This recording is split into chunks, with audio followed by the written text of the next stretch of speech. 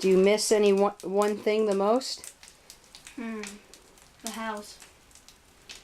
We had about 10 minutes. And it wasn't a harrowing escape, but we had about 10 minutes and we got both our cars out. We thought we were going to spend the afternoon in a coffee shop. Chalet Village, a small A-frame community on the banks of the Tweed River, was devastated. Tropical Storm Irene created a flash flood that ripped homes from their foundations and into a violent river. One resident comparing it to a tsunami, another saying it was like the hand of God came down and swatted it away. Decades ago, the neighborhood was described as a real Shangri-La for year-round recreation. Why not enjoy that dream house now? Vacation in it now and retire to it when? The people next door to us didn't even get out. That was quite an ordeal, but actually I stood for 4 hours watching the house from across the street because I was convinced it was going to go. I didn't bring my wallet. I didn't even grab my wallet when we ran out. The National Guard found it 10 days later, so that was one of our small victories. We thought that the house would be safe. It was just a matter of getting the cars out, but it was quite a sight.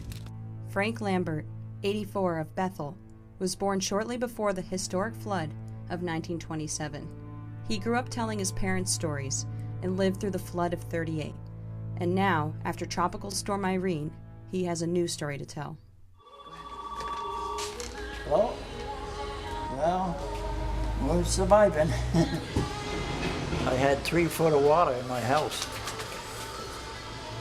Yeah, I thought sure that my house was going to go down the river. If it feels so that the house is starting to go, we're going to have to run to beat the band. Get out of here. Located along the White River, Frank's chainsaw repair shop is the last stop on a now closed road covered in mud. And, my daughter came up for a vacation, come up for a week. She was here for a month helping me. She couldn't get out for 3 weeks. And I was lucky in that part because she's an awful worker. You know, we got a lot of, at first it was difficult, you know, for 3 days there was nobody here. You know, virtually nobody, and there was very little information. We had no, contact. You couldn't get in or out. But on day 4, honest to God, we looked up and there were 58 guys with shovels and pails. 58. The entire Middlebury College football team, their fire department, and Bristol Fire Department.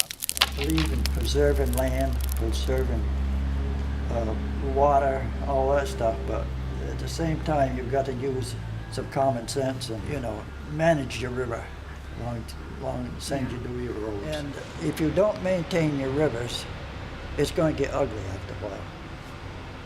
And it's going to destroy a lot of stuff. We have a pretty accurate gauge of how much it came up because we're right by the river, and we figured it came up 18 feet. You know, it's tough to just sit here and do nothing. We're kind of at a standstill. So rather than stand still, we're